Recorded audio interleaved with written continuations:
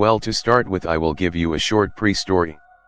My family owns a small house at the sea in a small region with about 250 people 30 minutes from a town called Sundsvall in then other parts of Sweden. If you look this up on a map you will notice that there is a lot of forest at the coast, and that's where I spend most of my summers. I have done so since I was about 5 years old, and during the summer about 50 more come to live in this region. Luckily for me, I met 4 people all 1 year older than me there, and we have for the last 12 years hung out during the entire summers, so we are all naturally very close. As we have grown older, we have gotten bored with just hanging out in the village with maybe 60 inhabitants and have started to explore the place.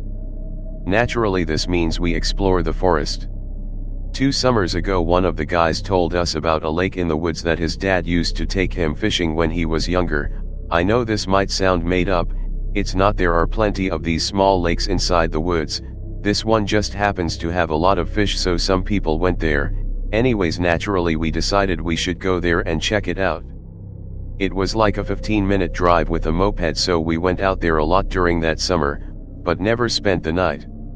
Last summer they had all gotten their driver's license, 18 in Sweden, and we could go farther away and bring things.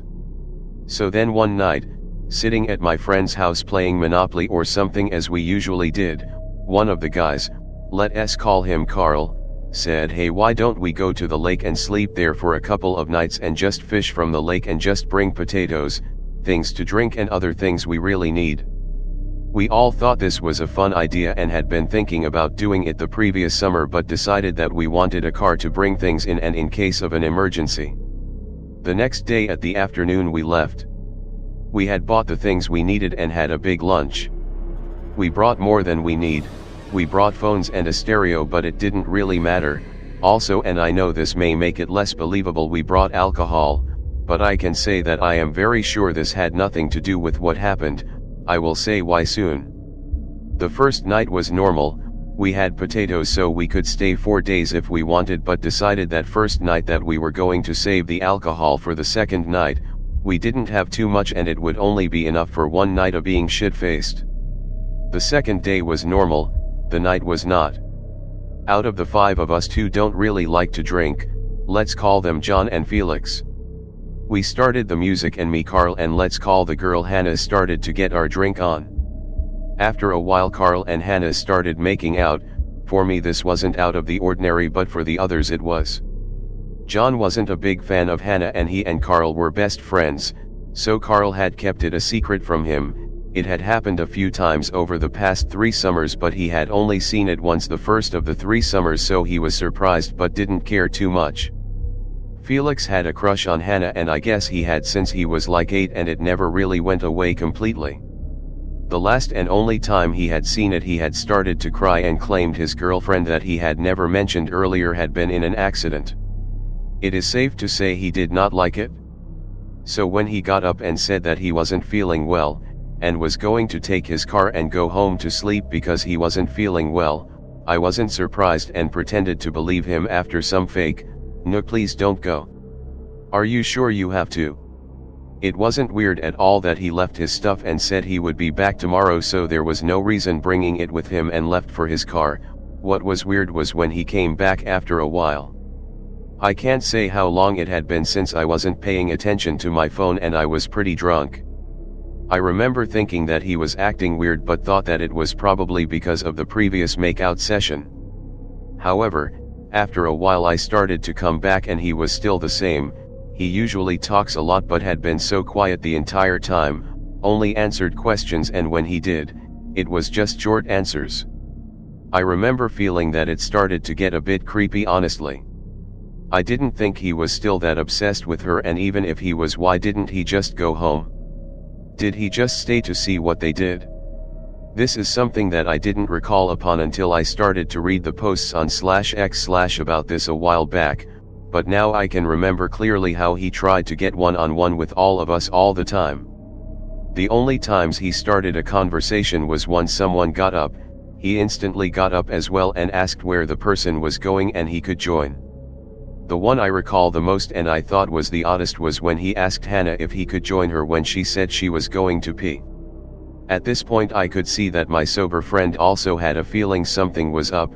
We looked at each other and he got up and said, "I need to call my girlfriend," and quickly Felix was up, but before he could speak, John added, "Anon, could you join me? I need to ask you about that thing." At that point I remember looking at Felix and his eyes were just blank, as they had been since he got back. The conversation was quick. We both agreed that something was up, and since he is the only one in the group except me that believes in paranormal shit, we both agreed that this is probably nothing, but we both quickly shared that something could be up. We agreed to make the others go home with us, and went back to camp. Carl and Hannah were looking pretty tired, so it was easy to convince the two drunken tired people to go home for the night.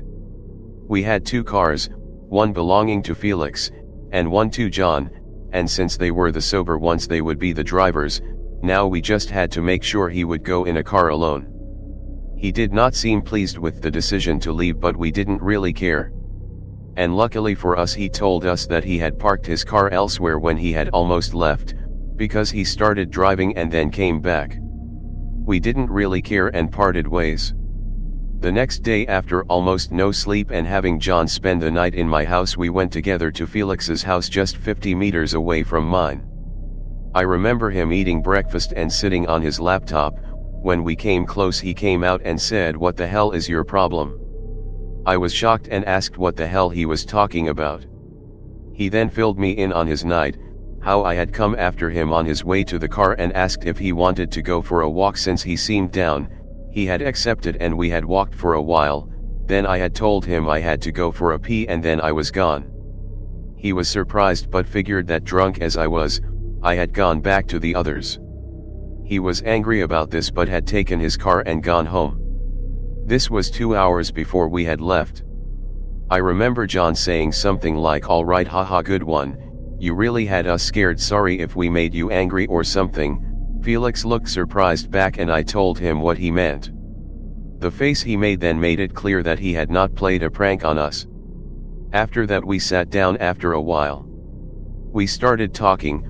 We talked for like 30 minutes, everyone wanted it to be that no one was messing around, and since that talk we have all pretended like it never happened. I realize there might be gaps and grammatical errors etc.